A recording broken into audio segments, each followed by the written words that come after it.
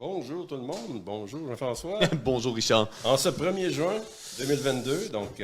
Journée de l'hypothèque.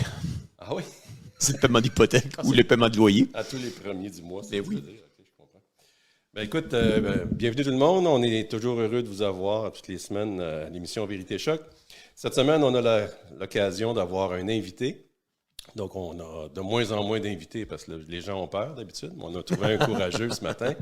Alors, ça nous fait plaisir de le recevoir. On fait bien des blagues là-dessus. Là. On n'est pas méchants. Ce qu'on veut, c'est que ce soit la vérité qui soit au cœur de l'actualité. Oh, j'ai repris ton slogan. Mais oui.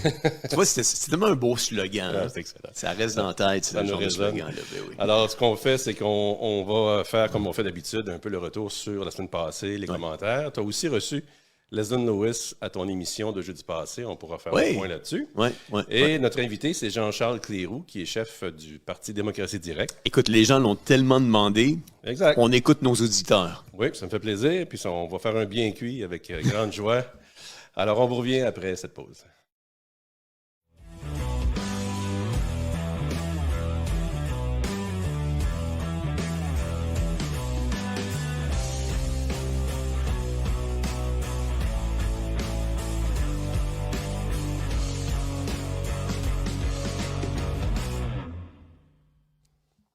On a bien rigolé.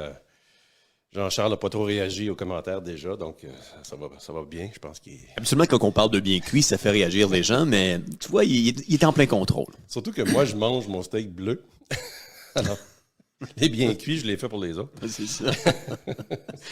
Alors, la semaine passée, on a eu la rencontre avec... la rencontre, tu as fait une entrevue avec Leslie Lewis, qui est candidate du Parti conservateur fédéral, qu'on avait un petit peu fait un bien cuit auparavant à travers le réseau Campagne Québec Vie et compagnie. Oui. Comment tu as aimé l'entrevue de ton côté?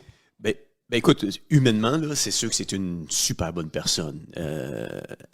Quand elle rentre quelque part, tu vois qu'elle a un charisme, elle se présente bien, elle est éduquée, elle est intelligente, elle s'exprime bien. Compte tenu de tout ça, puis elle a une belle équipe autour d'elle quand même. Puis moi, ce qui m'impressionne, je sais pas si tu te souviens, Richard. Ça serait le fun qu'elle soit pro-vie à travers tout ça.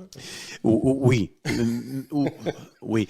Mais ce que je trouve plaisant, c'est juste venir avec son équipe. Tu sais, je sais pas si tu te souviens, il y avait Brad Truss. Brad Truss, il y avait quelqu'un qui s'appelait Mattea, qui était responsable de tout son agenda, puis de coordonner ses choses à lui. Puis Mattea, c'était une jeune. Mais elle était tellement intelligente, dynamique, puis je trouve que c'est la même chose avec l'équipe de Leslie Lewis. C'est une jeune qui s'appelle Catherine, puis écoute, une jeune vingtaine, milieu vingtaine peut-être, mais très, très, très allumée. Fait que j'ai trouvé ça vraiment génial de recevoir l'équipe. Puis on a eu des bonnes questions, je pense, pour elle. Oui, c'est ça. Est-ce que tu as eu des commentaires par rapport à ça? Écoute, ça a été mitigé. Je regardais le chat jeudi soir puis vendredi matin. Puis il y a des gens qui ont découvert Leslie Lewis à l'émission puis qui ont dit, ben, écoute, un peu ce qu'on parle des fois, ben, écoute, c'est la moins pire. Elle a quand même, elle se dit pro-vie. Elle a des convictions pro-vie. Elle est nuancée dans des zones de grise et des zones de beige dans sa démarche.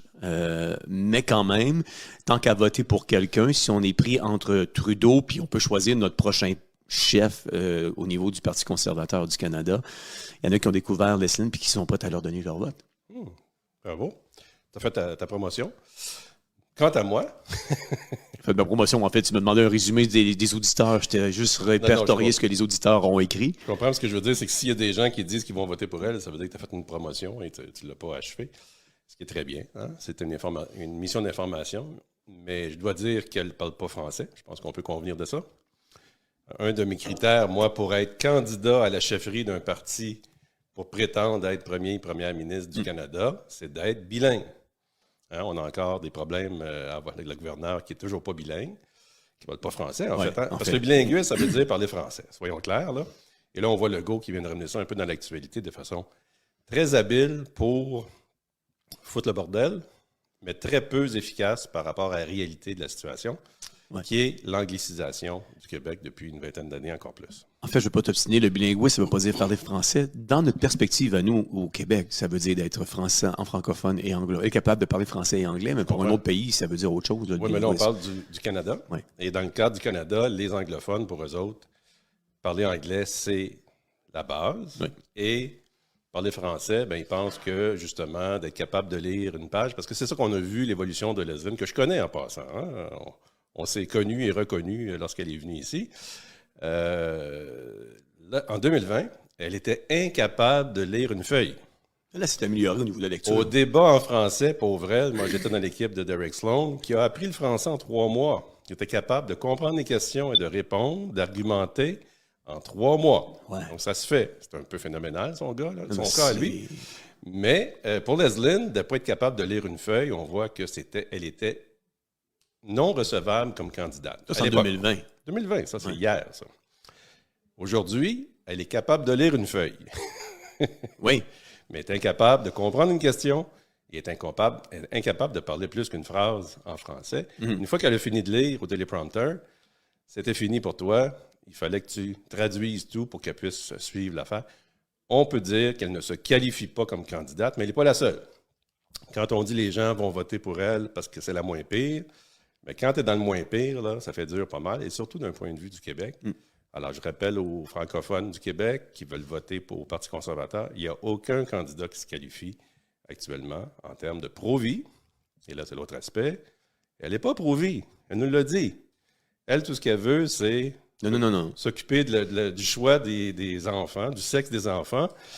Ben écoute, là, quelqu'un qui veut vraiment se débarrasser de fœtus féminin, comme c'est le cas dans certaines communautés, ben, son projet à elle, c'est 0 plus une barre. Parce que le lendemain d'une échographie où ils savent qu'il y a une fille, ils vont aller se faire avorter, payés par l'État. Oui.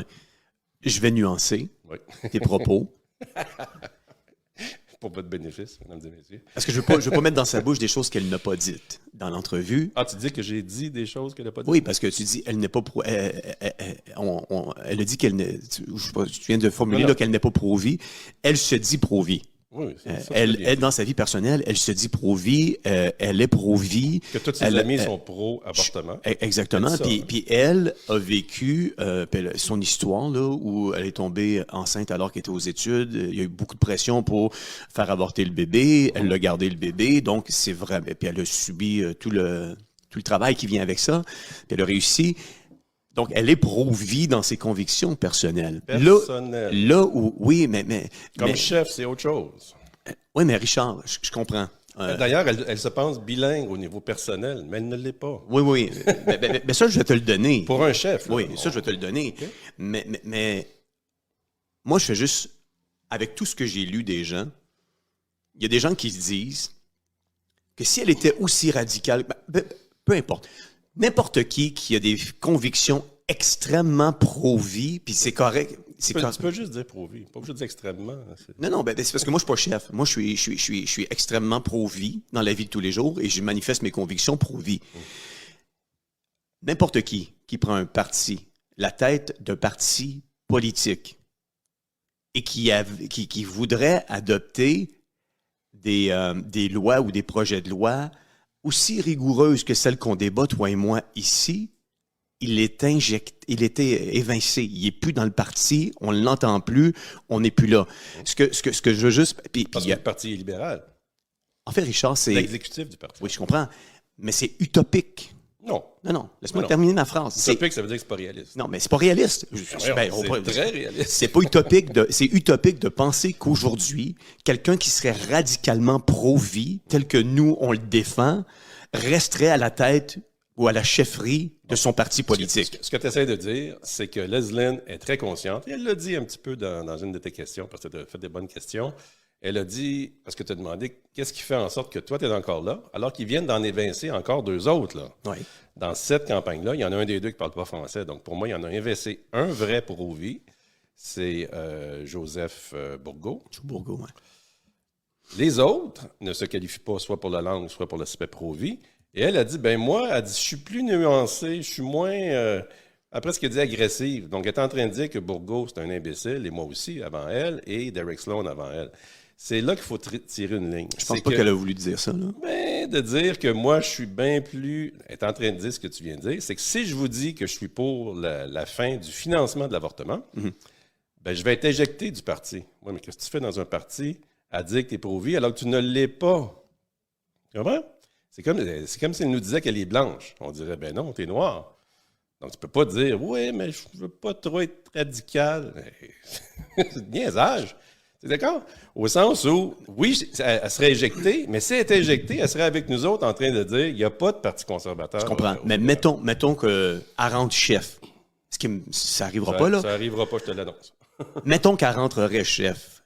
Est-ce que j'aime mieux avoir quelqu'un comme Leslyn Lewis qui est nuancé, mais qui va quand même donner des subventions pour les centres de grossesse, qui va quand même favoriser l'adoption, qui va quand même mettre des choses en branle, ou j'aime mieux garder un Trudeau qui vient pénaliser les organisations pro-vie telles que... Là, tu parles comme nos auditeurs qui essayent de nous faire un lobby, là. Ça n'arrivera pas. Parce que ceux qui contrôlent Trudeau et qui contrôlaient même Harper n'était pas pro-vie, là. Désolé. Tu comprends? Alors, il ne te laisse pas passer. Alors, elle dit qu'elle est pro-vie, c'est assez pour la bloquer, de un. Au cas qu'elle se mette à dire, je voudrais peut-être étoffer mon affaire. Donc, on est dans l'absurdité totale. Être pro-vie, c'est être pour la vie. Même Campagne Québec-Vie est en train de dire qu'il était plus nuancé. Arrêtez, là. Être pro-vie, c'est défendre la vie. Défendre la vie, c'est pas à temps partiel, c'est à temps plein. Tu n'es pas à moitié enceinte. Donc, tous ceux qui sont d'accord, par exemple, que l'avortement jusqu'à 3 mois de grossesse, c'est correct, c'est à peu près ça, là, être libéral, c'est ça qui passe mieux. Elle ne l'a pas dit comme tel. On n'a même pas de législation. On est parmi les 3 pays restants à travers le monde qui n'a aucune législation entourant l'avortement. Là, tu as les Américains qui frappent à la porte avec la Cour suprême. Oh, c'est pas fini, ça. Là. On va tu sais qu'on n'a toujours pas vu le jugement, et pourtant, ça a été un gros débat public. Et ça a eu beaucoup d'influence sur ce qui se passe au Canada. Donc, tu peux être sûr que Leslyn n'est pas folle. Elle s'est dit, si je vais trop... faut juste demander l'arrêt du financement illégal de l'avortement via la loi sur la santé publique. Je suis d'accord. La loi sur la santé dit qu'on paye les frais universellement à tous les citoyens de santé. C'est pas de la santé, ça, c'est un traitement à part. Je suis d'accord. Comme de la chirurgie esthétique serait traitée à part. Pourquoi qu'on payerait pour ça? C'est la même chose. Donc, c'est le lobby des femmes qui a fait en sorte que tout le monde a peur. Imagine si Leslyn Lewis, une femme qui voulait se présenter, disait « Je vais abolir le financement illégal », parce que ce serait juste appliquer la loi. Elle qui est avocate, qui a des cabinets d'avocats, qui a une maîtrise en environnement, un doctorat en environnement, une maîtrise en droit, elle devrait être capable de respecter la loi. Mais comme chef, elle ne respectera pas la loi sur la santé. C'est ça qu'elle nous dit. Je ne peux pas croire que vous allez voter pour elle. De un. De deux, les autres sont pires. Si vous voulez voter pour quelqu'un, le moins pire, oui, c'est elle, parmi les 6. On se comprend là-dessus. Exactement. C'est là mon point. Puis, dans la tête de beaucoup de chrétiens, c'est important de voter. Donc... voter, oui, mais voter pour quelqu'un qui fait le contraire de ce qu'il dit. La pauvre Catherine a dit, parce qu'elle est toute jeune, puis elle est toute dynamique, puis elle a fait un bon travail. On reconnaît les gens qui ont quand même une bonne volonté, tout ça. Tout feu, tout flamme, mais naïvement, elle m'a dit, donc, vous allez appuyer Leslyn? Je peux pas, elle n'est pas pro-vie. Ouais. Elle a perdu le souffle, la pauvre. Je dis, écoute, la loi sur la santé ne peut pas te permettre de payer pour un avortement. Pourtant, moi, je finance l'avortement depuis 30 ans. Voyons donc, avec les je impôts, comprends, mais tu aurais pu être un peu plus politicien avec elle. Non, Oui. Dire, ne pas lui répondre. Oui. Dire, faire un beau sourire et jamais appuyer Leslyn. Tu comprends? Mais j'ai même plus une carte de membre du parti. En tout cas, tout ça pour dire, on peut boucler la boucle, mais c'était une belle entrevue. C'est le fun de l'avoir. Puis j'espère que tu auras les autres candidats. Oui. Peut-être Pierre Poilievre, qui a un petit peu plus de guts. Je pense pas que Jean Charest va venir ici. Le recevrais-tu, Jean Charest? J'ai déjà travaillé avec Jean Charest dans le passé, fait que peut-être que... Ouais, si tu veux pas être une émission pro, certain. Si M. Charest a du guts de venir ici et répondre à mes questions, moi, je serais... En tout cas, tout le monde est invité à notre émission ici. Ici, c'est la vérité, puis si vous êtes prêts à saigner du nez, on vous invite avec grand plaisir. Mais tout ça avec le sourire et Jean-Charles qui commence à trembler avant son entrevue. Je pense que Jean-Charles est capable de... Ouais. On n'est pas méchants, on est là pour vous autres, on est là pour que vous fassiez une tête. Et il y a souvent des questions qui ne sont pas posées dans les médias. Nous, on les pose. Ouais. Et avec ça, vous en tirez vos conclusions. Puis on est encore amis malgré tout. Il n'y a pas de problème. Pour revenir sur le chat, parce qu'on a eu quand même pas mal de commentaires la semaine passée, c'était... accéder de Desjardins versus excéder, parce que moi, je suis très excédé de leur politique, mais beaucoup de monde, on s'est aperçu, qui ont fait leur devoir et qui ont téléphoné Il y a Lucie Breton qui dit « Je termine à l'instant un téléphone avec la conseillère de Desjardins. Et là, j'ai parlé de l'extorsion du consentement de Desjardins, et noir sur blanc dans leur site web. Et elle m'a traité de complotiste. Tablette, mais voyons donc. Et c'est terminé. Alors, c'est ça, Desjardins. Desjardins a pris l'initiative, pas parce qu'ils sont les seuls et qu'ils vont être les seuls, ça va être toutes les banques. Vous savez que c'est les banquiers qui mènent le show là, politique. Ouais.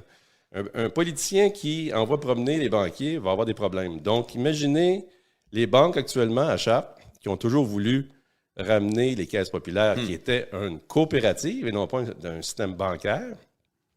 Depuis une dizaine d'années, c'est beaucoup plus une banque qu'autre chose. On l'a vu dans les politiques.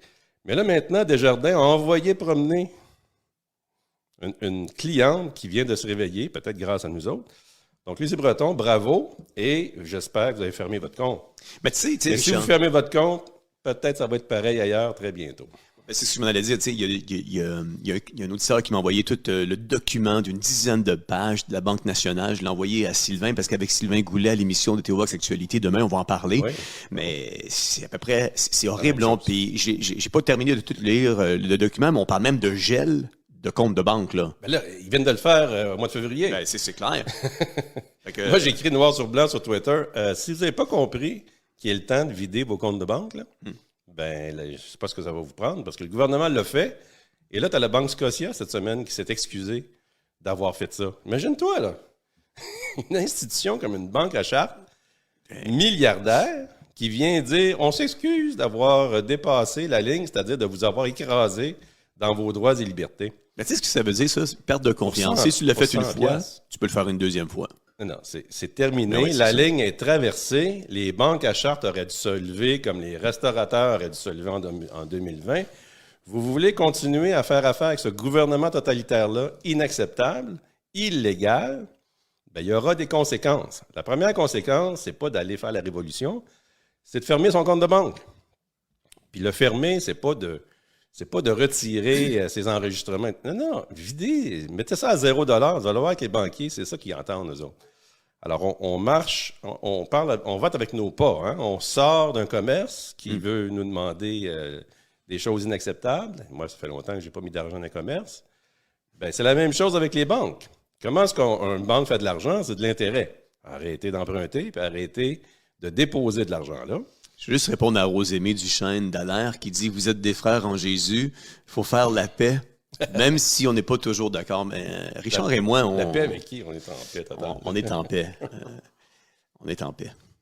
Mais merci. On pense pas toujours pareil, mais on est quand même en paix. Je respecte Richard, même si... On est comme des lutteurs. Ça joue dur dans l'arène. C'est ça l'objectif de l'émission.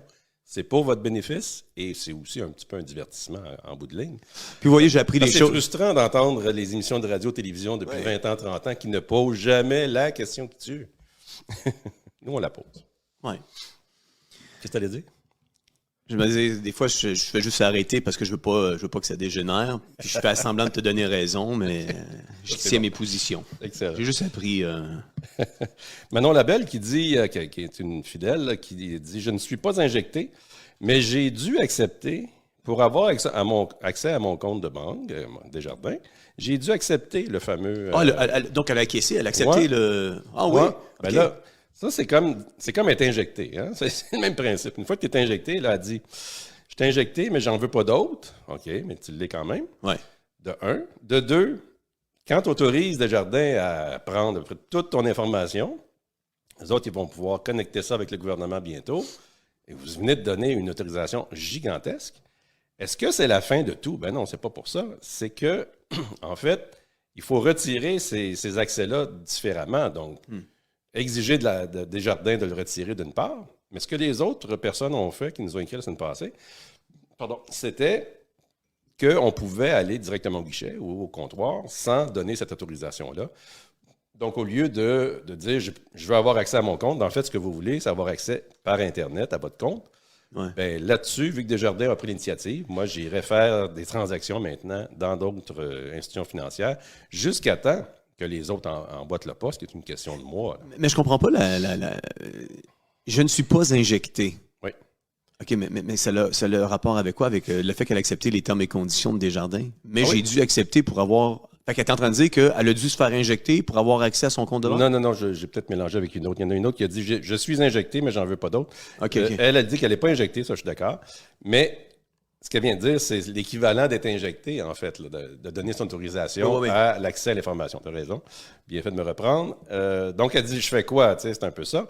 L'idée, c'est de revenir en arrière par rapport à une autorisation. Donc, ça a été demandé de façon illégitime, soyons clairs. Desjardins, ce qu'il a fait là, c'est inacceptable. Je peux même pas croire que c'est pas en train d'être débattu à journée longue dans les médias. C'est clair.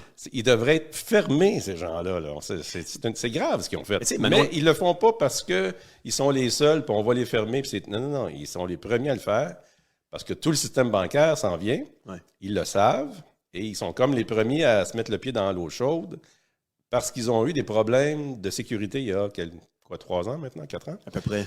Donc, de vol d'identité, etc. Est-ce que ceci explique cela? Ça, c'est toujours la question. Qui organise ces choses-là? Le gars qui a fait ça, l'employé, n'a même pas été criminellement accusé. À bien plus forte raison, que c'est pas un partage de données. C'est même pas full, j'ai juste le full proof. C'est même pas si on se sont fait hacker puis ils perdent des données dans le passé, puis toi tu veux donner la permission à cette organisation-là de communiquer tes données. Non, mais ce que tu dis, en fait, c'est... Bon, vous avez fait... Admettons que vous vous êtes fait avoir, hein, soyons clairs, là. Tout le monde est de bonne foi là-dedans. Il y a eu un vol. OK. C'est déjà dur à accepter. OK? Je suis resté avec vous. Là, vous venez me dire que vous allez me demander de l'information sur ma santé, mes assurances, tout le reste, en lien avec ce qui s'en vient avec le gouvernement du Québec. La réponse, c'est non. Fait que de dire oui, parce que je veux avoir accès à mes affaires, pas une bonne réponse. Mais jamais trop tard, vous pouvez exiger maintenant, un peu comme Lucie Breton l'a fait. Et si la jeune fille chez Desjardins l'a envoyé promener, ben là, laissez pas ça, la lettre morte, puis c'est un client. Vous êtes client, défendez-vous par rapport à Desjardins. J'ai l'impression qu'on oublie ça voulait dire quoi le mot client aujourd'hui. Ben, c'est pas mal terminé depuis 2020, client, hein, parce qu'on se fait envoyer promener dans tous les commerces. Et quand vous n'êtes pas content, ben allez-vous-en. C'est un oligopole. Je ferai remarquer qu'il y a une loi des banques au Canada. C'est un oligopole. Il y a quoi, 8, 9 banques à charte? On n'a pas le choix. Il n'y a pas d'équivalent. Comment vous voulez faire des transactions? Qu'est-ce qui va arriver quand l'argent comptant va disparaître d'ici peut-être 2 ans, si le plan s'exécute? Ben, bonne chance. Là, Lucie Breton va dire, je suis obligé, pour avoir accès à mon compte, qui est numérique à 100%, je vais être obligé de donner mon consentement. C'est ça qui s'en vient. Alors, battez-vous, c'est bien important. Estelle Lavigne nous dit, je veux savoir quelle banque serait la meilleure. Ben, oubliez ça, là. Desjardins a fait un pas, mais comme je le disais, c'est une question de temps avec les autres embarques. Alors, si vous pensez qu'il y en a une moins pire que les autres, pour revenir à Lesline, la réponse est non. Il n'y en a aucun qui se qualifie. Ils sont en train de préparer le système qui va faire en sorte que ça va se connecter avec le gouvernement. C'est le gouvernement qui, depuis 20 ans, 30 ans, que la technologie est là pour les banquiers, qui mettent un haut là à dire un instant, l'information privée des gens, c'est sacré, on ne touche pas à ça. Maintenant que l'État est rendu plus loin que les banquiers, ben, vous pouvez imaginer qu'ils vont se payer à la traite. Là. C'est comme poser la question dans quel pays je devrais aller où je serais plus sécuritaire puis être caché par rapport à tout ce qui se passe présentement dans l'implantation du totalitarisme. Ça n'arrivera pas. Ils vont tous y succomber. D'ailleurs, je me suis payé un petit peu la traite hier. Je dois avouer qu'il y a des fois où tu dis, bon, ben, vous ne voulez pas comprendre, je vais vous l'expliquer avec une autre façon. Alors, il y a beaucoup de monde qui nous disent, on va aller aux États-Unis, Floride, DeSantis, il est bon. Je dis, écoutez, oui, mais c'est une question de temps. Donc, vous allez changer toute votre vie, là, vous allez déménager, etc., pour être dans une situation délicate ou de faiblesse. Et si jamais il arrive de quoi dans 1 an, 2 ans, 3 ans, vous allez faire quoi? Revenir au Québec? Partir au Kenya? C'est quoi les alternatives? Mais là, hier, tu as Poutine qui a lancé une menace aux États-Unis et qui a dit, avec 4 de mes missiles Satan 2, c'est assez intéressant que les missiles s'appellent Satan, et ça, c'est des missiles hypersoniques. Avec 4, je rase les États-Unis au complet. Est-ce qu'il y a des guerres de bras de fer un petit peu qui se passent? C'est évident. Il faut comprendre que les États-Unis, surtout avec le débile à Biden, c'est très grave ce qui se passe. C'est l'armée directe qui mène. Ce n'est pas Biden qui ne sait même pas ce qui se passe actuellement. Donc, Poutine a dit aux généraux, écoutez-moi bien, là, moi j'ai des missiles plus rapides que les vôtres et je peux vous raser si vous continuez à faire ce qu'ils font, parce qu'on comprend que c'est une guerre mondiale déjà. Et c'est Poutine qui retarde un peu les conséquences pour l'Occident. Mais admettons que tu t'en vas avec ton petit bagage en Floride, puis que les États-Unis sont rasés, ou pire, que tes enfants sont mobilisés pour aller faire la guerre, et que le Canada n'a pas suivi, peut-être t'es mieux de rester ici. Tu sais.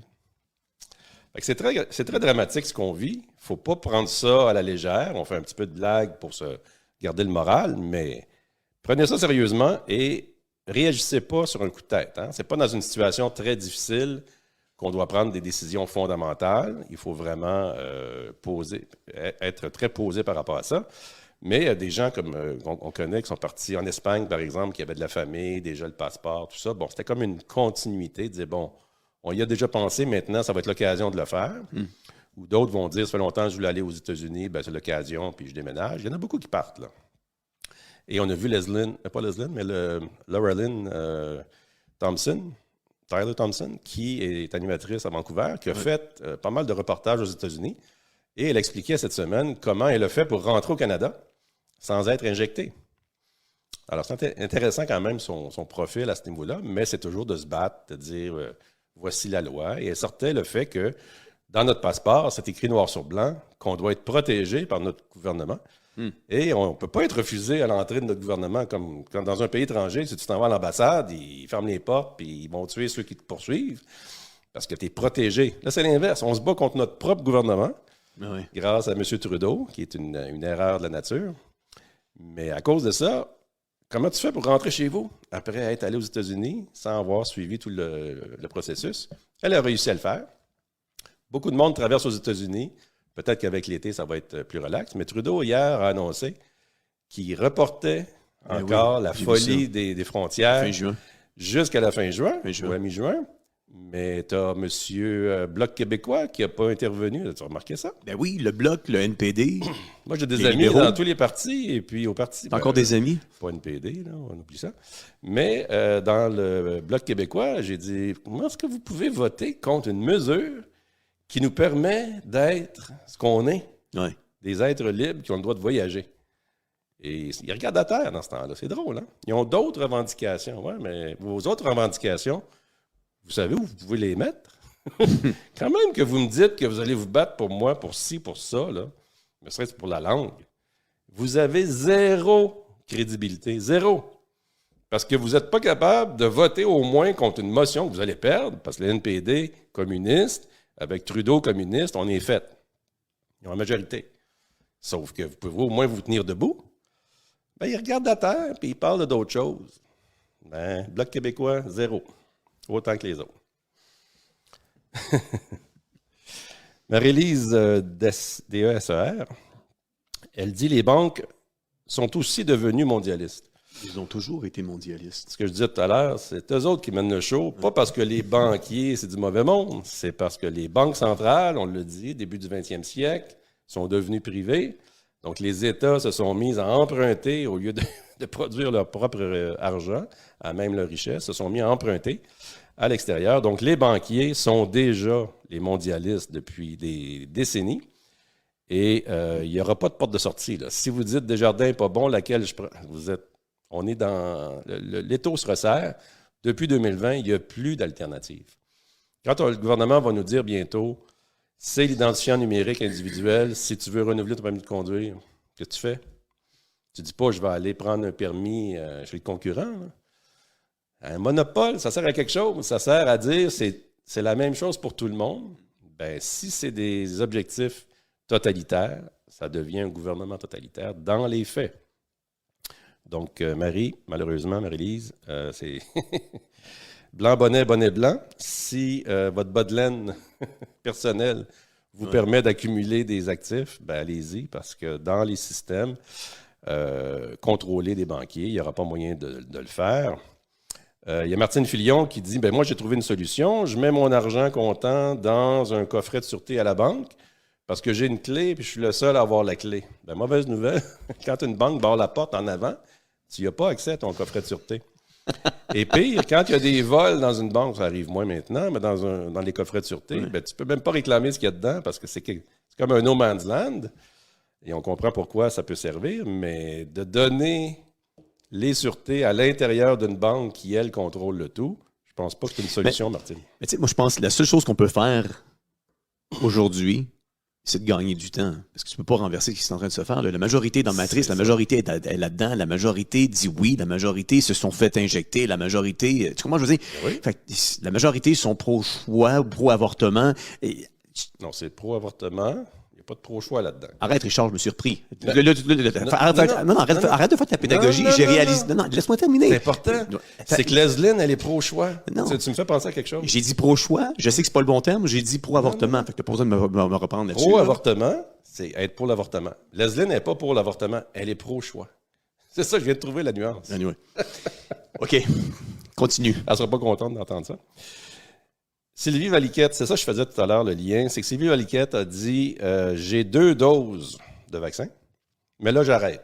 Il y en a beaucoup qui nous disent ça, parce qu'ils ont comme eu le mémo lorsque les gens sont mis à crever, là, soyons clairs, 70 000 morts Réalisé. dans le monde. Tous les sportifs là, de haut niveau qui ont crevé sur le terrain, là, ça fait pas être beaucoup les manchettes. Hein? Ça fait qu'ils tombent, ça dure le temps qu'ils tombent. Ça devrait faire des mois qu'on en parle à plein temps. Mm-hmm. Bizarre, on n'en parle pas.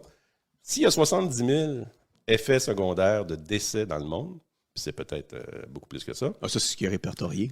C'est assez pour dire que c'est quoi ce poison-là. Donc, on comprend que Sylvie a arrêté.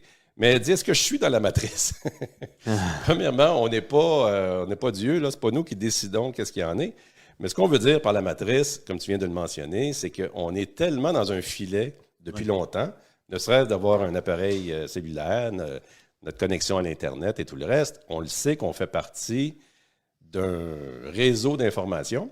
Et si quelqu'un commettait un crime grave, bien, sûrement que la matrice s'activerait pour le bénéfice de la protection de la société, c'est-à-dire empreinte digitale, tout ce qu'il y a comme information. Mais à partir du moment où on donne notre biométrie, par exemple, à l'aéroport, ou Desjardins, dans ce cas ici, bien, une fois que c'est donné, ça, avec votre autorisation, c'est terminé. Là, vous êtes dans la matrice avec toutes vos informations. Et s'ils ont tout, ben, ils peuvent contrôler tout. Et quand il n'y aura plus d'argent comptant, vous allez faire quoi pour aller au dépanneur?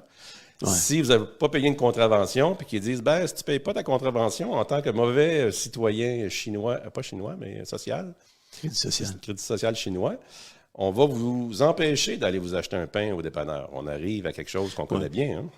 Juste avant d'aller à la pause puis recevoir Jean-Charles, je veux juste rajouter quelque chose. Oui. On est déjà dans la matrice. Oui. Si tu as un Facebook, puis tu marques dans ton Facebook ou un réseau LinkedIn ou dans les médias sociaux, puis tu marques où tu travailles, tu marques ton numéro de téléphone, on peut te rejoindre, ils ont déjà toute l'information à votre sujet. Puis en plus, ils savent si vous avez des enfants, parce que la plupart des gens, aujourd'hui, surtout la jeune génération, prennent en photo leur gâteau, leur dessert, leur souper, leur poisson rouge, leur chien, leur enfant, et alouette. Ils ont déjà tout ce qu'il faut sur vous. Sauf que tant que tu ne donnes pas ton autorisation, et tu connais ma théorie sur le fait qu'on ne pourra jamais nous injecter parce que le diable sait que Dieu existe, et le diable, pour avoir ton arme, a besoin d'avoir ton autorisation. Il faut que ce soit volontaire. Hein? C'est ça qui est biblique. Donc, s'il faut qu'on donne notre consentement de vendre notre âme au diable, au matériel, en fait. Donc, pour voyager, je vends mon âme, je me fais injecter, je donne mes informations globales, tu ne peux plus revenir. Mais tant que tu ne donnes pas ton consentement, il faut qu'ils travaillent pour ramasser ton Facebook, ton LinkedIn, faire des liens. Tu comprends? C'est ça qui se passe actuellement. Et ils le font. Ils le font, sauf que c'est une matrice. Combien de fois que Zuckerberg s'est fait prendre dans les tribunaux parce qu'il partageait de l'information? Combien de fois Google s'est fait prendre à partager de l'information? Sauf qu'à date, Facebook ne peut pas savoir si j'ai une greffe de rein. Tu comprends? Les réseaux que l'État contrôle, OK? Il y a même des vases non communicants entre les ministères. Il y a eu beaucoup de projets d'informatisation centralisés au gouvernement. En 1992, on parlait de centraliser le fichier de la santé, et c'était non. Tu as raison. Mais grâce à ça, il y a encore un petit peu de liberté. Tu as raison. Mais combien de personnes vont l'annoncer? Mon mari s'est fait faire une greffe de rein. Ils sont au courant de toute manière. Parce qu'on est un consentement. Quand tu mets ton information sur Facebook, c'est un consentement. Oui, je comprends. Et ce que je veux dire, c'est que les gens sont tellement dans l'hypnose sociale qu'ils ne réalisent pas que tout ce qu'ils mettent dans les médias sociaux, ça peut venir à jouer contre eux autres parce que peut-être ton consentement ou pas.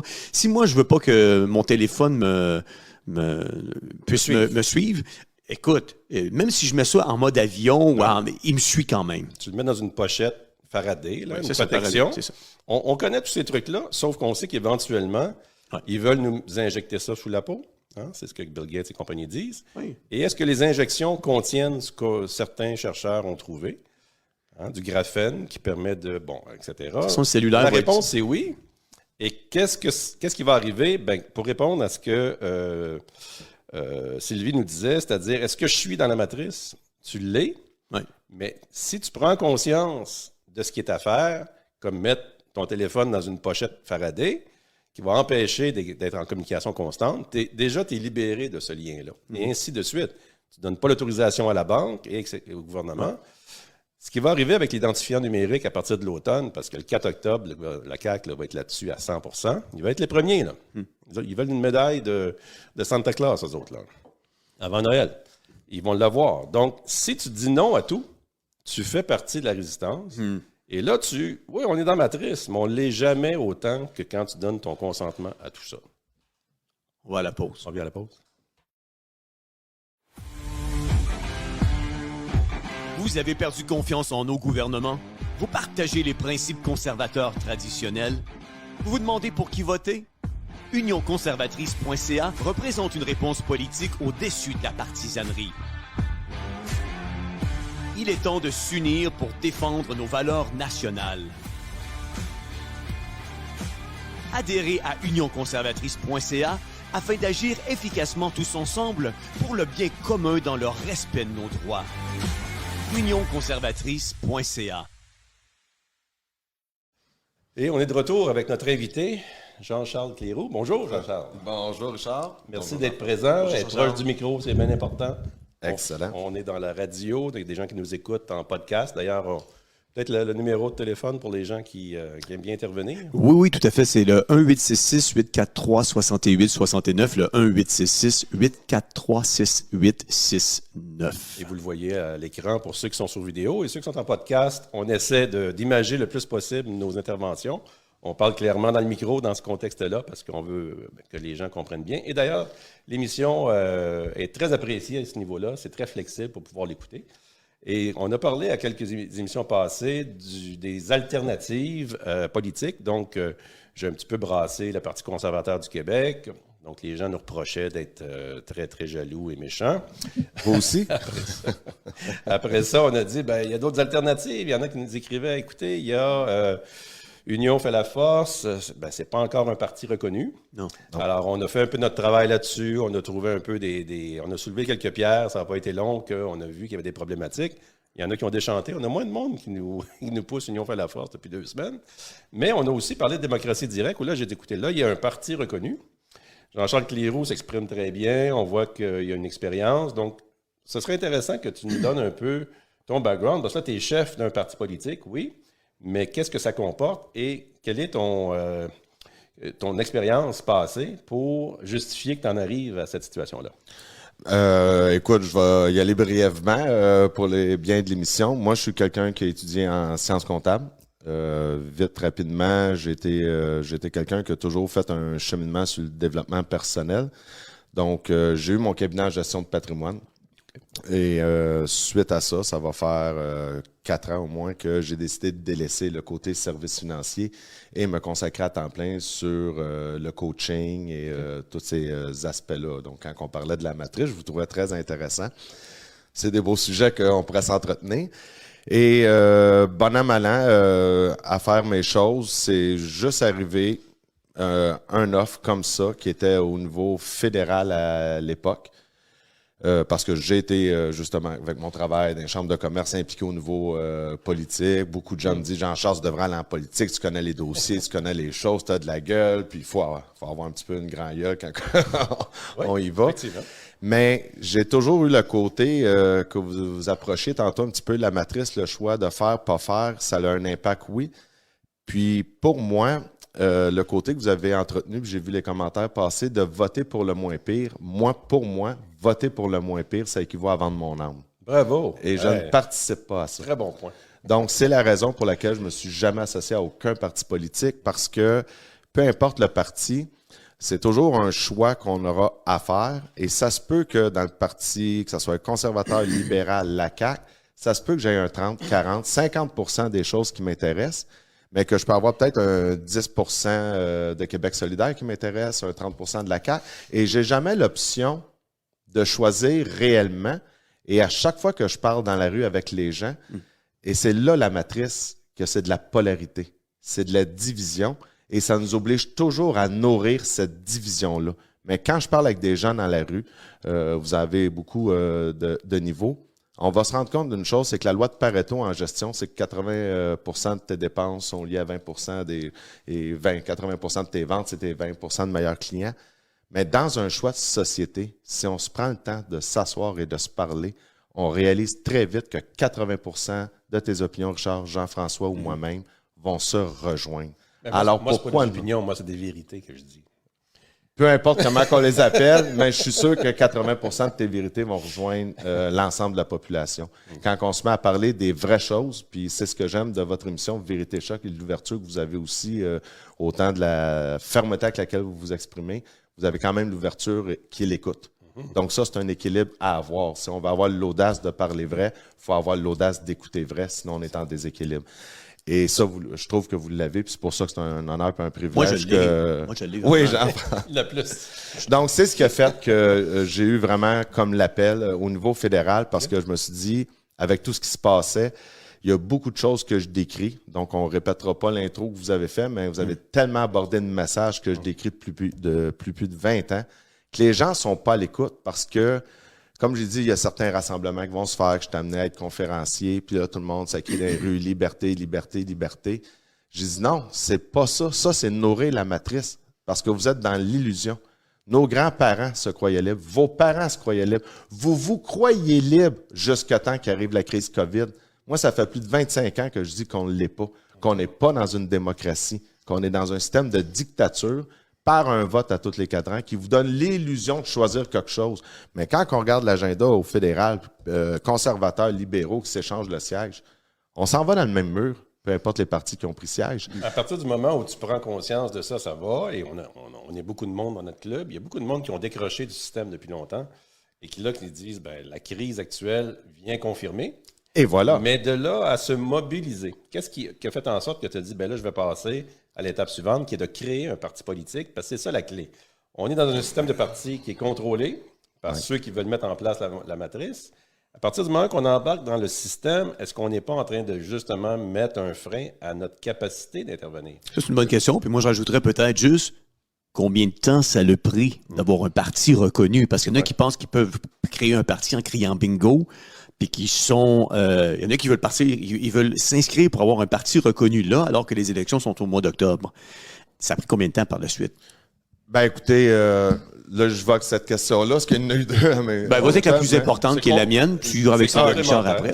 Parfait. Tu me la répéteras, Richard, après, s'il te plaît. Nous autres, ce qu'on a fait, Démocratie Directe au Québec, c'est une équipe qui venait de Parti libre Canada déjà. Okay. Donc, il y avait déjà l'expérience au niveau fédéral, que des gens, on a dit, on le continue au provincial. Et on a tout de suite senti l'urgence de s'unir. Donc, en s'unissant, on a tout de suite voulu enlever ce qu'on appelait la matrice, la polarité, parce que Parti libre Québec existait. Okay. Et, oui, effectivement, tout était, dans le fond, une démocratie directe, pour qu'elle fonctionne vraiment, c'est de remettre vraiment les citoyens au pouvoir dans le cœur des décisions. Donc, une vraie démocratie directe dépolarise énormément le pouvoir, que ce soit à l'Assemblée nationale ou au fédéral, c'était le Parlement, pour le ramener le plus près des gens possible. Donc, la démocratie directe doit s'appliquer jusqu'au municipal afin que les décisions se rendent le plus près des gens possible. Mais on ne peut pas déléguer ce pouvoir-là de taxation, de dépenses, tant et aussi longtemps que tu n'es pas sûr qu'au municipal, qu'il n'y ait pas un système politisé comme qu'on a là de partis et ci et ça, qui pourrait être totalement corrompu et qui va à l'encontre des intérêts généraux. Donc, le côté Parti libre, qui était Parti libre Canada, était déjà dessiné Parti libre Canada, Parti libre provincial Québec et pour des partis libres municipaux. Là, on s'est dit, Parti libre, la façon que ça a été fait, on a des conversations avec des gens en Ontario, en Alberta, en Colombie-Britannique, au Nouveau-Brunswick déjà. Et ce qu'on a fait à travers le pays, c'est qu'on s'est dit, on va offrir une vraie solution aux citoyens. Donc, vu que te dirais peut-être, Richard, tu me corrigeras, plus de 90% des gens qui se prévaut de leur droit de vote n'ont jamais lu un programme électoral. Donc, 95. 95, OK, merci, je voulais être généreux à 90. Mais donc, ce qu'on va faire, c'est qu'on va illustrer le programme électoral dans le nom. Et tous ceux qui voudront se joindre à nous, il n'y a plus de partisanerie que Parti libre. Qu'est-ce que ça veut dire libre, liberté? Il y avait toutes sortes de questions que pour moi, sortir de la matrice, c'est une perte de temps. Parti libre, ça veut dire Freedom Party, qui est devenu Parti libre. Freedom. C'est abordé ou.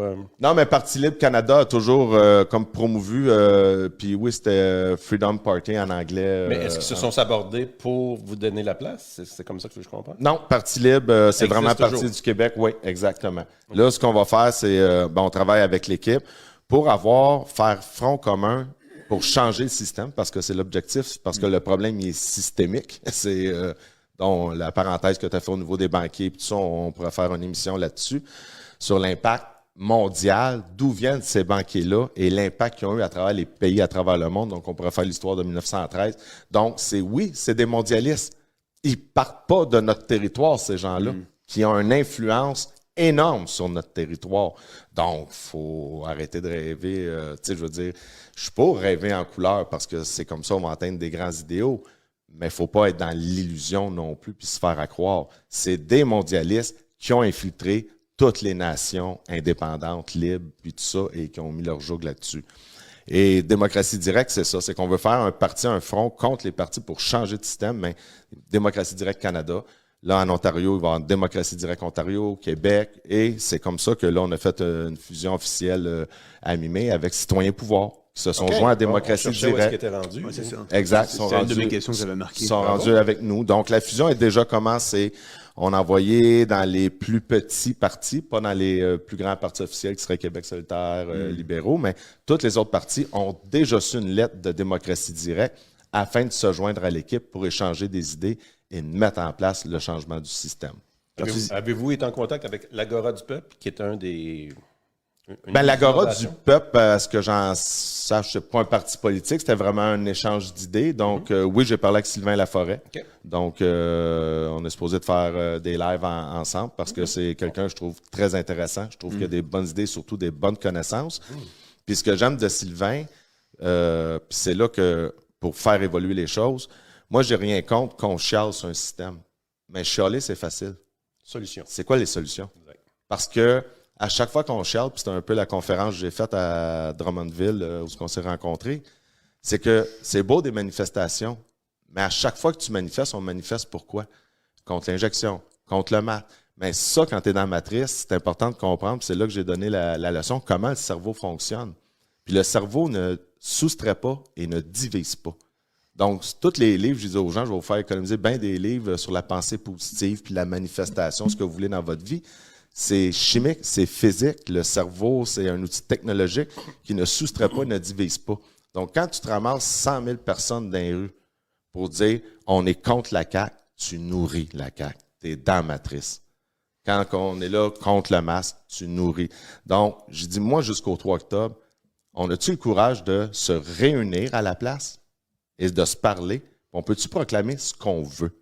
Et quand tu dis « on », est-ce que vous avez eu des rencontres structurelles? Parce que là, on parle quand même d'une élection le 3 octobre prochain, ce qui est demain après-midi, et d'organiser tout ça, 125 comtés, donc 125 candidats éventuels. Mais quelle est votre structure, quel est votre plan, et quel est le succès jusqu'à date de dire, on est 30 ici, il faut que les 30 se parlent et se comprennent, et quand tu passes à 300, pas à 3000, bonne chance, mais c'est un peu ça. Oui, effectivement. La façon que c'est structuré, c'est on mise beaucoup sur l'information. Donc, encore là, la technologie, il y a toujours 3 côtés de médaille.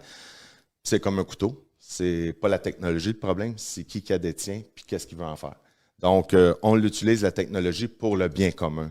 Donc, notre site Internet est déjà fait, ce qu'on appelle une plateforme électorale, où ce que chaque citoyen peut aller faire des propositions. Donc, exemple, Richard, nous autres, le membership, c'est pas une question d'argent parce que, justement, sortir de la matrice, c'est de sortir de toutes ces valeurs sociales-là. Le membership, il est gratuit. Vous vous inscrivez. Ceux qui ont les moyens ben, faut être conscient. On vit dans un monde matériel. On a besoin de matériel. On se déplace. Il y a des frais reliés à ça et toute la structure a des frais. Donc, déjà, le site Internet est fait que n'importe quel citoyen, en autant que soit québécois, peut aller faire des propositions. C'est ça, une démocratie directe. Moi, je peux échanger avec vous, vous pouvez me poser des questions sur tous les sujets, mais lorsque ça sera fait, je vais toujours dire, ben là, c'est Jean-Charles Cléroux qui vous répond. Parce que même si Jean-Charles Cléroux est le premier ministre le 4 octobre, je ne le veux pas, le pouvoir. Mon opinion est égale à l'opinion de Richard, est égale à l'opinion de Jean-François. Et ensemble, c'est quoi vous voulez. Enfin, on est égal. Donc, et voilà, c'est ça changer le système. C'est ça changer le système. C'est pas arrivé, puis aujourd'hui, qu'on nous impose à coups de milliards une identité numérique où ce que personne n'a eu son mot à dire, pendant qu'on nous a enfermés, qu'on a mis des mesures que même le directeur de la santé publique disait pas valables, dont se faire enfermer chez nous avec des lockdowns, parce que c'était pour sauver le système de la santé. OK, tu nous dis tout haut que tu n'es pas capable de gérer le système de la santé, mais tu es encore en train de créer un autre ministère. Ça va faire? T'as-tu demandé l'opinion des citoyens? Puis c'est notre argent. Ça va coûter combien de centaines de millions gérer ça par la suite, ces belles ordinateurs-là? C'est pas dit aux citoyens. Mais les citoyens peuvent-ils avoir un choix? Les citoyens peuvent-ils décider de dire, ben nous autres, avant de se faire identifier, puis pucer, puis tout ce qui va aller avec, on peut-tu avoir un meilleur système d'éducation? On peut-tu mieux entretenir ce qui existe déjà? Donc, moi, ma position, c'est pas moi qui est important de dire oui ou non. Puis c'est toujours la loi du nombre qui l'emporte dans une démocratie directe. Dans la démocratie directe, c'est là qu'on va voir de où jusqu'où qu'on peut pousser une démocratie directe. C'est que, exemple, il va y avoir des enjeux qui vont être plus territoriaux. Qu'est-ce qui va arriver ou des enjeux majeurs. Un enjeu majeur, c'est là qu'on élève le niveau de conscience. Ben, on peut y aller par approcher le consensus. Pour le bénéfice des auditeurs, quel pays qui fonctionne sur une démocratie directe sur lequel peut-être que tu t'inspires présentement? Ben, il y a différents, il y a des municipalités qui l'approchent plus. Barcelone, il y a beaucoup plus de consultations populaires que la majorité des villes. L'autre pays, c'est la Suisse, qu'eux autres marchent vraiment en comté. Donc, et les gens votent. Mais la Suisse, on voit aussi les limites de ça. Ben, je pense qu'on voit dans n'importe quel pays, on voit les limites qui peuvent arriver avec une démocratie directe aussi. Là. Surtout par rapport à la crise du COVID, la Suisse. Mais là, et voilà, sauf que... Il n'y a même plus le secret bancaire depuis 20 ans maintenant? Ouais. C'est ça, exactement. Mais c'est là les choses à se mettre dans au Québec, ce qui est très important, c'est d'avoir notre constitution, qui n'est pas faite. Jean-Charles, je t'arrête tout de suite parce qu'on a fini notre deuxième segment. On va faire une pause. D'habitude, c'est toi qui me mais c'est le fun d'être parce que celui qui parle tout le temps. Merci d'être là. Pour une fois, j'ai parlé un peu plus, fait que tu as pu voir le timer à ton tour. Je suis tourné par là, c'est ça. Alors, on revient tout de suite après la pause avec toi. Vous avez perdu confiance en nos gouvernements? Vous partagez les principes conservateurs traditionnels? Vous vous demandez pour qui voter? UnionConservatrice.ca représente une réponse politique au-dessus de la partisanerie. Il est temps de s'unir pour défendre nos valeurs nationales. Adhérez à UnionConservatrice.ca afin d'agir efficacement tous ensemble pour le bien commun dans le respect de nos droits. UnionConservatrice.ca. On est de retour avec notre invité Jean-Charles Cléroux, qui est chef du Parti démocratie directe, qui nous expliquait un peu les grandes lignes de cette nouvelle approche-là, qui est une approche qu'on comprend bien. Dans une salle de 30 personnes, on le sait que c'est pas facile de faire un consensus, puis il y a des opinions. Puis chaque fois que tu entends quelqu'un parler, ça te fait penser à d'autres choses. Moi, je peux te dire que j'espère que tu as beaucoup d'énergie, parce que c'est très difficile, à mon point de vue, de travailler de cette optique-là. Mais on a vu aussi les faiblesses d'un système très structuré. Donc, on a un système parlementaire canadien qui a été développé au Québec suite à la conquête. Donc, on est passé d'un système français à un système anglais. Et c'est un système de représentation avec les limites, c'est-à-dire ça te prend un élu par comté. Et dans un comté hyper anglophone, par exemple, le Parti libéral est défavorisé parce que son vote est très concentré. Il y a 80% du vote pour un seul vote à l'Assemblée nationale. Et on voit dans d'autres régions comment ça peut varier aussi. Donc, vous remettez en question ce système-là. Vous dites que vous allez aller vers un système de représentation beaucoup plus populiste. Et comment ça se déroule depuis que vous avez été reconnu comme parti? Comment vous envisagez justement de structurer tout ça d'ici l'élection pour arriver avec un contenu de programme? Parce que j'ai traversé votre programme. On pourra en reparler dans le détail, mais C'est quoi la mécanique que vous avez mise en place pour que ce soit fonctionnel? La mécanique, c'est vraiment le site Internet, démocratiedirectquebec.com. Donc, ça, c'est la façon de rejoindre le plus de gens le plus simple parce que, comme tu as mentionné, Richard, le 3 octobre, ça s'en vient. Ouais. Donc, je fais beaucoup de routes. Mais tu vois, comme un autre exemple, pour aller chercher l'opinion des citoyens, je suis sur la Rive-Nord ce soir. Okay. Et c'est un groupe d'entrepreneurs qui ont voulu nous rencontrer. Et l'approche, qu'est-ce que tu vas nous faire comme conférence, puis tout ça, et je tourne tout ça de bord. Mais ce que je vais faire comme conférence, c'est qu'en tant qu'entrepreneur, vous créez de la richesse. Les petites entreprises, c'est plus de 80% du PIB. Comme par hasard, c'est là-dessus qu'on a frappé. En tout cas, donc, j'ai dit, moi, ce que je veux savoir, c'est que vous, demain matin, c'est quoi qu'il vous faudrait pour être un plus grand vecteur de création de la richesse qui rapporterait à tous les Québécois? Moi, c'est votre opinion que je veux. Je ne veux pas arriver là en dictateur et moi, j'ai toutes les solutions pour vous. Moi, je suis là pour écouter. Et la différence, c'est que dans une démocratie directe comme on veut s'en aller, c'est que là, sur le site, tout le monde peut aller faire des propositions. Par les propositions, vous pouvez aller les appuyer. Vous pouvez les commenter. C'est ce qui va faire qu'une proposition de départ peut évoluer dans le temps et aller chercher le consensus qu'on parle parce qu'elle peut être modifiée. Et des fois, on se fait tellement des chicanes entre nous autres, on tombe polarisé. Et quand on prend le temps de se parler, il y a tellement de choses qui se règlent qu'on se rend compte, ben, hey, on disait quasiment la même affaire, finalement, c'est juste la virgule, t'as pas à bonne place, fait qu'on se comprenait mal. Et c'est ça qu'il faut arrêter de se diviser. Et comme on l'a vu dans les 2 dernières années, c'est à ça que carbure présentement le système, parce que plus que de division, mais plus que ça bénéficie à des pauvres. Est-ce que vous prôneriez un scrutin proportionnel, par exemple? Parce que ça a déjà été discuté pour changer le système actuel qui est un peu plus... Le scrutin proportionnel, moi, je vais dire, là, c'est Jean-Charles Leroux qui va dire ce que j'en pense. Moi, pour moi, un député n'est qu'un porte-voix de sa circonscription. Donc, des lignes de parti, c'est interdit dans la démocratie directe. Et je vais prendre un exemple. Des fois, les exemples, ça va mieux quand j'étais au fédéral. Présentement, quand Justin Trudeau a été élu à majorité, je crois qu'il y avait eu, en tout cas, entre 36 et 38% des votes qui avaient donné la majorité au Parti libéral du Canada. Dans sa plateforme, il prévoyait de légaliser la marijuana. Donc, dans le système qu'on est actuellement, si on regarde juste ça d'un autre angle, on a changé la face du Canada. Je ne suis pas en train de dire je suis d'accord ou pas d'accord. Je suis juste en train de dire on a changé la face du Canada en légalisant la marijuana par un individu qui a quand même plus de 60% de la population qui a voté contre. Puis moi, c'est comme ça rentre pas. Mais 60% des voteurs. Donc des voteurs. C'est bien plus que ça. Et voilà, parce que même peut-être d'un libéraux que, comme je dis, ils ont peut-être voté libéral parce que le programme libéral représentait, mettons, 70% des idées puis un 30%. Donc, si l'option avait été donnée aux citoyens, c'est aux citoyens du Canada, êtes-vous pour la légalisation de la marijuana dans des grosses décisions importantes comme ça? Ça veut dire, puis, parce que là, on parle d'implantation de choses qui sont quand même majeures. Là.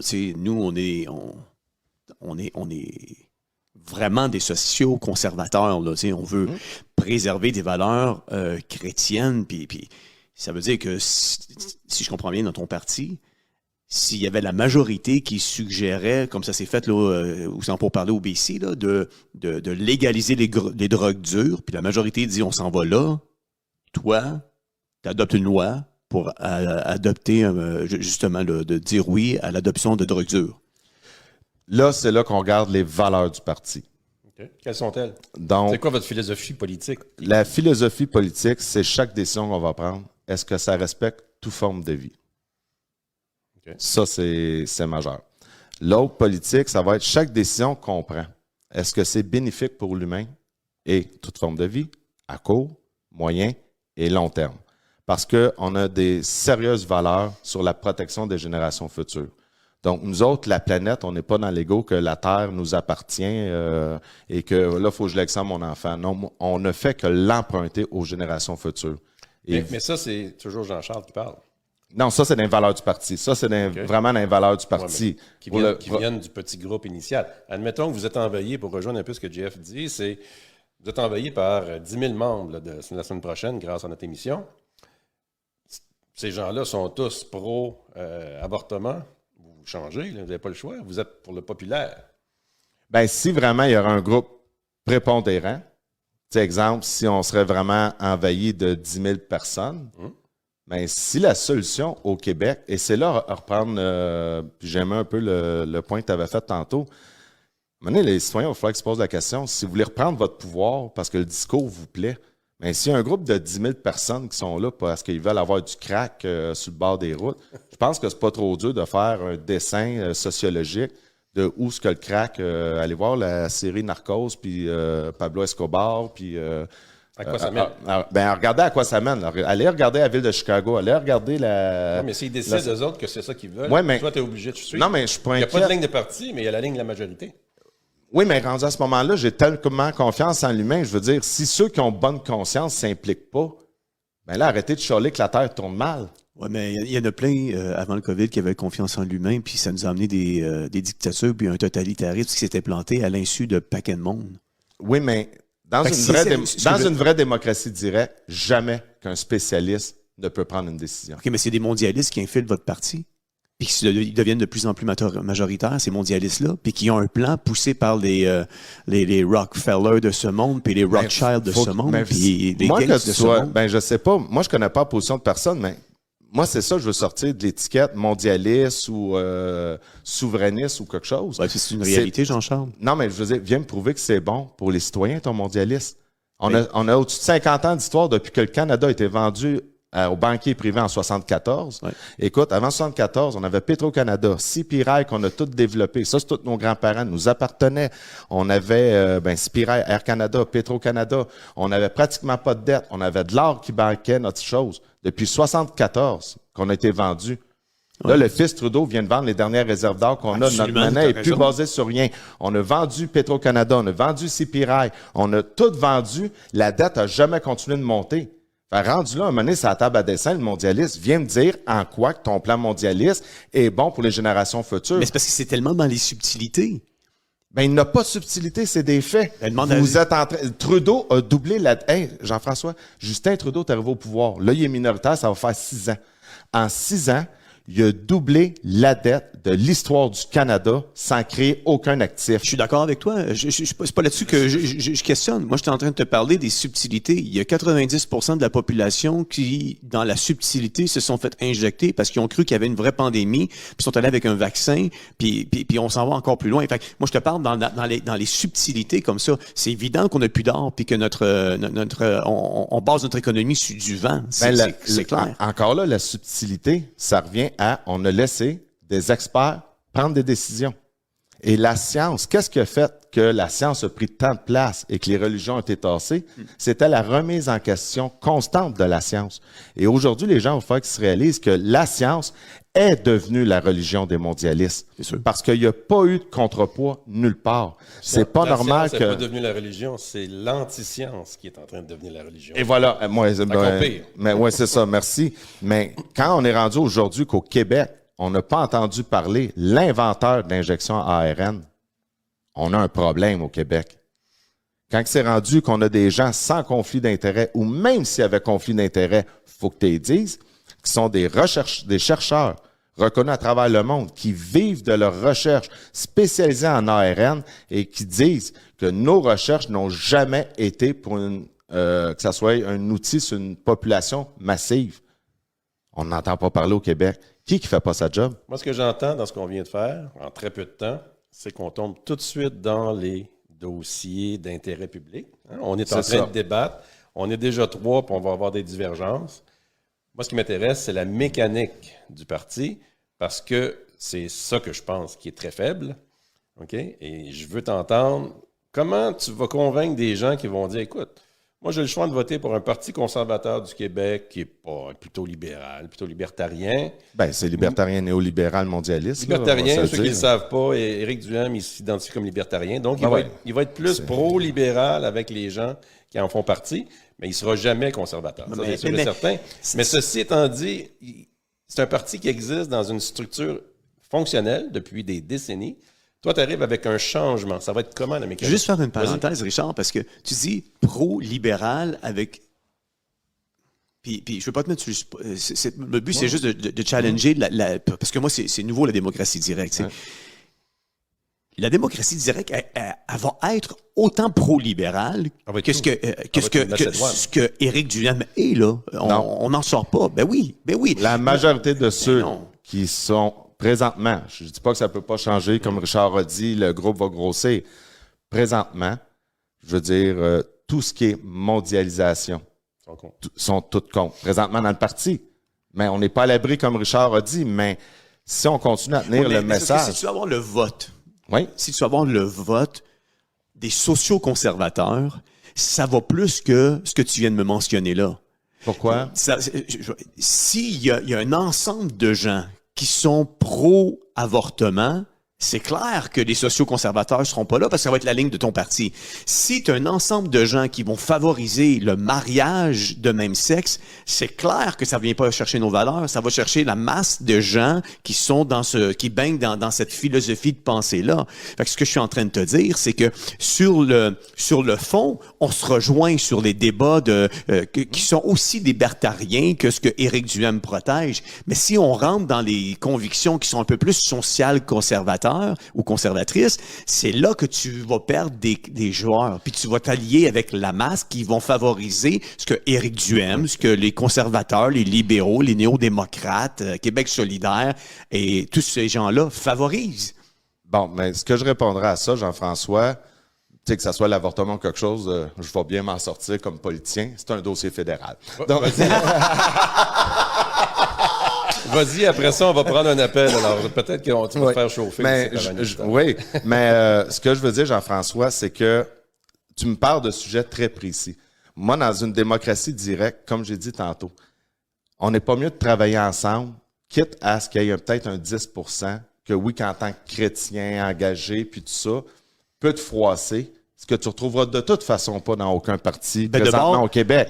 Parce que si la majorité des Québécois, ce côté-là très pointilleux de mariage gay, c'est pas priorité. Si je te parle de choses comme non, mais si c'est une majorité, on va en parler. Moi, c'est juste ça que je veux dire, c'est qu'on parle de. Je vais juste te donner un exemple. Moi, personnellement, là, c'est Jean-Charles qui parle. Je suis un peu tanné de l'agenda mondialiste que Trudeau a dans la bouche à tous les jours de trans, de ci, puis de pas de sexe, puis de pas d'identité, quand ça touche même pas 1% de la population, si je ne m'abuse. Pendant ce temps-là, la CAQ, on est dans l'identité numérique avec la loi 6. On est dans le transfert de la priorité parentale avec la loi 15. Il est en train de promouvoir les minières en émettant 500% plus de nickel dans l'air. Puis de l'autre bord, on nous écœure à nous mettre une taxe sur le carbone en nous faisant croire que c'est CO2 qui est le problème. Donc, ça, c'est ça que je veux dire. On a tellement de défis. Après ça, tu prends, vu que vous avez parlé de conservateurs, de vouloir forer, puis tout ça. Nous autres, on a un comité sciences et nouvelles technologies qu'on est là à regarder comment qu'on peut les pousser, les nouvelles technologies. Puis je peux vous dire de quoi on a reçu au-dessus de 80 courriels de gens, des chimistes, des biochimistes en aéronautique, en aérospatial. Quand je dis je crois aux citoyens, j'y crois parce que je le vis. C'est pas une croyance. Je le vis que les Québécois, on est intelligents, on est déterminés. Les valeurs, tu savais comment il y en a qui ont des inventions, puis qui ont dit si c'est par le peuple, pour le peuple, je suis prêt à la donner l'information en condition que ça reste au peuple, puis que ça soit pas des minorités qui s'enrichissent encore. Oui. On a la vague de gens protéger notre territoire. Tu sais, je sais pas si Éric Duhem sait comment ça marche les claims miniers là. Mais à un moment donné, moi, vendre mon sous-sol à des compagnies privées mondialistes, que dans les minières, on a plus de 90% des mines. Il y a 20 sur 22 mines qui appartiennent même plus à des intérêts québécois. Et voilà, exact. Même le port qui est rendu par un conglomérat qui investit, notre port dans le coin de Québec, c'est encore des Chinois qui sont en train d'investir là-dessus. Donc, quand on parle de remettre la vie au centre des décisions, Justin Trudeau qui augmente le taux de pesticides puis d'insecticides que les agriculteurs ont rien demandé, que pendant que la France a mis de côté Monsanto puis le Roundup, Trudeau le renouvelle jusqu'en 2035, ça va faire affaire avec des corrompus. Je t'arrête. T'es parti. Non, mais tu vas convaincre beaucoup de monde. On va prendre l'appel de Jonathan qui a été patient. Non, c'est parfait. C'est parfait, on aime ça de même. On est content que tu sois là. On va écouter ce que Jonathan a à nous dire. Bonjour, Jonathan. Oui, Jonathan. Bonjour, les amis. Merci de m'accueillir en studio. Vraiment content de pouvoir passer sur votre chaîne. Hey, Big Love! Parler, puis... Ben oui, c'est lui-même. Ah! Joe! Parce que tantôt, vous avez posé des bonnes questions à Jean-Charles, puis là, je me suis dit, hey, Jean-Charles, par rapport à une de vos questions tantôt, moi, ce que je trouve, c'est que c'est le scrutin proportionnel qui est supposé d'être mis en place et qui a été des promesses électorales depuis plusieurs gouvernements, puis on l'a toujours pas. Ni le fédéral, ni le provincial, à chaque fois qu'ils se rendent compte que justement n'aurait pas été élu s'il aurait changé réellement le scrutin et qu'il l'aurait mis proportionnel, ils ne le changent pas. Mais nous, démocratie directe, là, on en parle de ça indirectement. Puis la proportionnalité, c'est un enjeu qui date d'il y a longtemps. Donc, comment se fait-il qu'une population aguerrie et avertie ne martèle pas ce fait à leurs ennemis? Et ensuite, la vérité d'un gouvernement et d'une opposition, tant qu'à mon opinion, c'est que ça n'existe pas.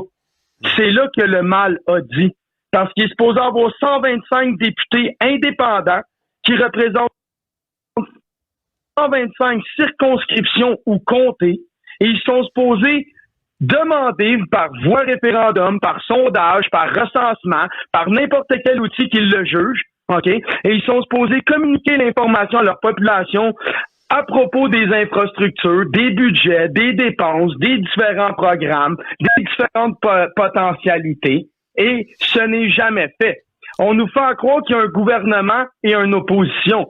Mais en réalité, il est supposé avoir 125 députés qui représentent 125 circonscriptions et comtés selon la volonté de la population qui devrait être consultée, et leur orientation d'un projet de loi ou d'un vote sur une loi devrait être proportionnelle à leur population qui a été consultée, qui sont exprimées, et non à leur opinion personnelle ou leur ligne de parti. Bon, et j'ai un dernier point, je m'excuse de mon monologue.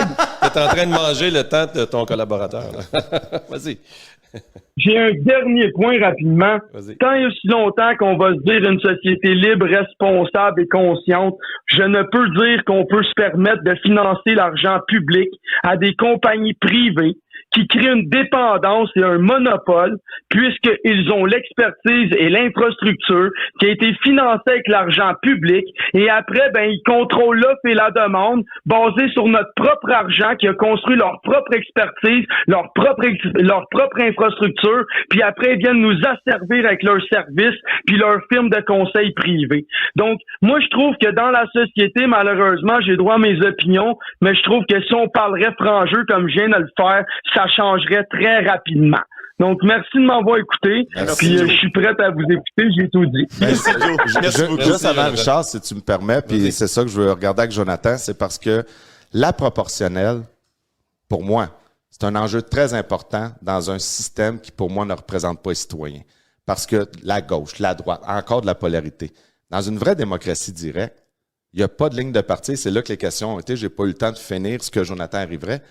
Le candidat, le député représente sa circonscription. C'est ça que j'étais en train de dire tantôt. Il n'y a pas de ligne de parti. Donc, même une proportionnelle, quelle valeur qu'elle a ajoutée à partir du moment que tu es sûr que le député va représenter ce que tu as à dire? C'est plus, il faut que tu aies tant de solidaires, tant de libéraux, tant de conservateurs. Non. De toute façon, tu écoutes tes citoyens. Et tout l'enjeu va être là. Et quand les propositions sont amenées par des citoyens de leur région en fonction de leurs besoins, mais encore là, c'est quoi ces idéologies-là qu'on se fait imposer toujours pour manipuler notre mental? Les citoyens savent qu'est-ce qu'ils veulent. Mais on n'est pas entraîné à ça. C'est juste le point que je voulais dire. Pour rejoindre ce que Jeff disait tout à l'heure, c'est que quand tu arrives avec des principes, là, c'est ça qui est le fondement. Oui. Donc, tu dis, il n'y a pas de ligne de parti, mais il y a des choses de base. Bon, écoute, c'est pas clair. Si on part avec des principes, le principe égale éventuellement ligne de parti. Tu comprends? Si tu dis, nous, on est un gouvernement conservateur réellement, et pour nous, le droit à la vie, c'est fondamental, la ligne de parti, ça va être, vous n'allez pas voter selon votre conscience sur l'avortement, là, c'est non.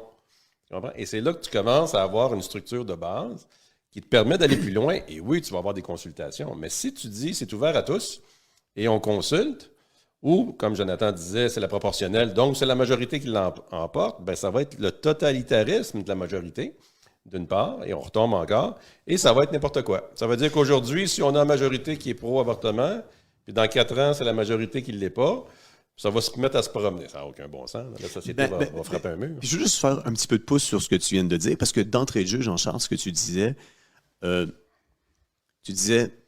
on est tanné de dire, je vais prendre, j'aime le Parti conservateur, il vient me rejoindre, mais il y a 20% qui vient pas me rejoindre, donc je vais aller vers un autre parti. Ben, la rhétorique s'applique dans votre parti aussi. Parce que tu peux pas dire ça, parce qu'il y a peut-être, sur des points de tous les dossiers que tu as mentionnés, tu viens me rejoindre, puis je suis convaincu que tu vas rejoindre Richard. Mais tant qu'on rentre dans des principes qui sont un peu plus des principes moraux, je suis noyé au même titre que le conservatisme puis le libératisme. Dans quel sens? Tous les sujets que je t'ai mentionnés au préalable. Là, c'est clair que par rapport, par exemple, à l'avortement, 70, 80, peut-être % de la population sont là. Vous savez pas me rejoindre, moi. Non, mais est-ce que, Jean-François, comme je reviens, ça c'est fédéral, mais si tu veux parler là, moi, mon point, c'est qu'on a une urgence de se réunir pour créer un monde meilleur. Non, mais ça, c'est des nuages. Non, c'est pas des nuages. On en a parlé, Richard. Je veux dire, chaque gouvernement se sont succédés. Et moi, le problème de la dette et le problème de vendre notre territoire des intérêts privés, pour moi, là, soit avortés ou non, ils vont scraper nos jeunes, puis ils sont avec des enfermés. Vas-y sur la mécanique, comment tu fonctionnes, comment tu arrives à actualiser ce que tu nous mentionnes? Ben, comment qu'on arrive, ça va y aller étape par étape, parce qu'il y a quelque chose qu'il va falloir se rendre compte aussi, c'est que le système d'éducation, de la manière qui a été conçu, c'est pour légitimer le pouvoir en place.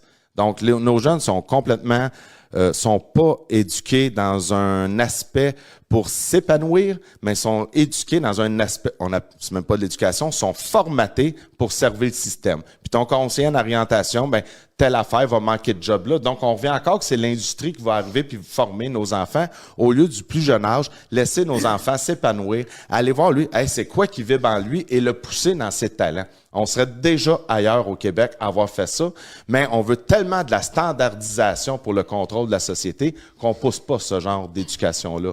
Donc, il y a une éducation à faire. On n'est pas dur, on n'est pas avec les licornes puis dans les arcs-en-ciel, là. Les gens ne sont pas éduqués depuis notre enfance. On est une minorité à réfléchir. Donc, oui, c'est vrai. Moi, c'est pour ça que je fais partie d'un des rares qui n'a pas ri de Mme Guylaine Tanguay quand elle a dit « Moi, j'aime ça, des règlements, nanana », parce qu'elle représente une majorité. Moi, je suis pas là pour diviser puis rire de mon prochain. Je suis là de comment je peux tendre la main puis comment qu'on peut s'élever ensemble. Mais une chose qui est sûre, c'est pas normal. L'univers n'accepte pas de vide. Donc, quand tu donnes ton pouvoir à l'extérieur, c'est sûr que l'extérieur va venir te rentrer dedans et te ramasser. Et il faut garder. On a fini nos segments, mais je te dirais, le mot de la fin, donne-nous un bon pitch de vente là, pour attirer du monde. Ben écoutez, Démocratie Directe, un peu comme on a parlé, c'est le seul parti qui est pas partisan, qui a des valeurs solides sur le respect de toute vie et que vous pouvez intervenir directement dans les propositions et faire une vraie différence. Donc, tout ce qui est fait dans les engagements dans le parti, on focus énormément sur mettre l'imputabilité à tous les niveaux.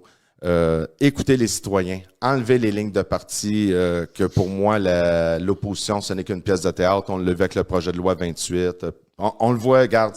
Moi, je remercie avec la COVID. Les projets de loi. Ben, exact. Moi, pour ça, je remercie la COVID, puis je suis heureux d'avoir vécu la COVID. Enfin, le monde voit comment ça se passe réellement, là, l'illusion de démocratie. On est dans des dictatures, carrément, qu'on nous donne le choix. Et Richard, tu l'as fait en préambule quand j'attendais, sont toutes financées par les mêmes, de gauche ou de droite. Donc, Démocratie Directe, c'est la seule option que vous avez, que vous votez sur votre tête. Vous votez pas pour un parti, puis vous votez pas pour un... Est-ce qu'on aura 125 candidats? On travaille fort là-dessus. On dépasse le 30 que j'ai aujourd'hui déjà. Oh, bravo. Moi, je tiens à m'excuser auprès de l'auditoire parce que depuis le 27 avril qui a été, parce que ça a été long, là, nous autres, tous les noms étaient déposés en décembre. Très dur. Ça a pris Réponds à ta question. un gros 4 mois à faire, juste justifier nos 100 noms. Ouais. Là, il y a la fusion. Fait que depuis que tout est officiel, le site Internet, l'équipe, je n'aimerais pas pour pas nous échapper. Ça fera pas de frustration, mais je serais pas là sans l'équipe qui est autour, qui est avec moi là-dedans, puis je suis avec eux à certains niveaux. Mais le site est déjà fait. On finit la semaine prochaine, même les projets de loi. Vous allez voter sur le site. Donc, allez vous inscrire, devenez membre, c'est gratuit. Allez mettre vos propositions, allez commenter les propositions. Même si vous êtes dans d'autres partis, ben oui. Allez-y. Mais moi, comme j'ai dit, allez vous faire la main. Mais moi, comme j'ai dit, Éric Duhem peut venir dans une démocratie directe. Viens pousser tes idées libertariennes. bon, tu vas frapper un Jean-Jacques Leroux qui va venir te confronter sur certains aspects, mais c'est comme vous autres. Tu sais, arrêtons de vivre dans la peur. Je veux dire, vous avez des belles valeurs, oui, au côté chrétien, puis tout ça. Moi, je suis pas quelqu'un d'engagé, mais tu sais, j'ai une formation chrétienne, je sais de quoi vous parlez. Je vous garantis que 80 à 90% de vos valeurs rejoignent le peuple, mais impliquez-vous. Venez l'influencer, le parti. Arrêtons d'avoir peur que ça soit les autres, les détraqués mentaux, qui représentent... Non, mais... Tu nous enlèves les mots de la bouche. Non, mais faut arrêter d'avoir peur. Faut s'impliquer, faut être dans l'action. Puis, tu sais, Jean-François, viens en faire des propositions, puis aller regarder le site. Je sais que Richard Menet t'avait regardé notre plan, puis il y avait des choses. Donc, commission scolaire. C'était une blague, je disais toujours, écoute, Non, mais c'est complexe, le gouvernement. Vous avez pris les bouchées de large, là, bravo, Ouais. vous êtes très bien engagé. Et tu es un excellent porte-parole, je dois te dire. On avait parlé en disant, écoute, Jean-Charles, il se démarque, il est capable, il est structuré, tout ça. Tu es venu nous le prouver aujourd'hui, on l'apprécie énormément. Malheureusement, on est restreint dans le temps. Je reviendrai. On va être obligé de te dire à la prochaine. Puis d'ailleurs, quand tu auras des nouvelles, n'hésite pas à nous le faire savoir. On va tenir au courant nos gens. Il y a beaucoup de gens qui nous ont fait savoir. Alors, Mais je voulais juste expliquer à tes auditoires, parce qu'étant donné que t'es vérité choc, c'est que question d'utilité pour le système, la fusion avec Citoyen Pouvoir qu'on ne pouvait pas annoncer, c'est qu'on a pris le plan de Citoyen Pouvoir qui date de 4 ans. Puis on s'est dit, on va nourrir le site avec ça. Et on va se donner le temps d'échanger parce que de toute façon, le programme, ça y va. Vous faites vos propositions, puis plus que la proposition est appuyée, c'est elle que le gouvernement va s'occuper. Ouais. Mais moi, ce que je veux saluer, parce que oui, on a challengé, puis on a vu que tu connais tes dossiers aussi, puis chapeau, parce qu'il y en a qui se présentent comme chef de parti, puis ils n'ont même pas le quart de connaissances que tu as à travers ce qu'on a débattu aujourd'hui. Fait que chapeau. Mais ce que j'apprécie, c'est que tu es dans l'action. Tu n'es pas dans l'inertie ou dans la passivité, tu es dans l'activité. Et ça, c'est tout à ton honneur. Puis je tiens à saluer ça parce qu'aujourd'hui, on a beaucoup de personnes qui... C'est des grandes boîtes, ils parlent beaucoup. Il n'y a pas beaucoup d'actions mais ils sont au rassemblement, mais le lendemain, ils retombent dans leur pantoufle, puis ils continuent à agir comme si tout était correct. Moi, j'apprécie vraiment le fait que tu es dans cette action-là citoyenne, puis je salue ça. Est-ce qu'il me reste juste 30 secondes? Ah, vas-y. Parce que Richard, tu me posais une question, j'ai pas eu le temps d'y répondre. Quand tu m'as demandé qu'est-ce qui fait que... Tu sais, parce que, surtout toi, il faut un certain courage et c'est énormément de temps et d'énergie. Les deux raisons principales, c'est que quand j'étais plus jeune, puis j'étais à l'université, tu sais, un petit peu d'ego, puis on se pense tout intelligent, j'ai vécu une expérience personnelle avec mon père puis ma mère qui, pour moi, je suis choyé de la vie. J'ai une très bonne relation avec mes parents.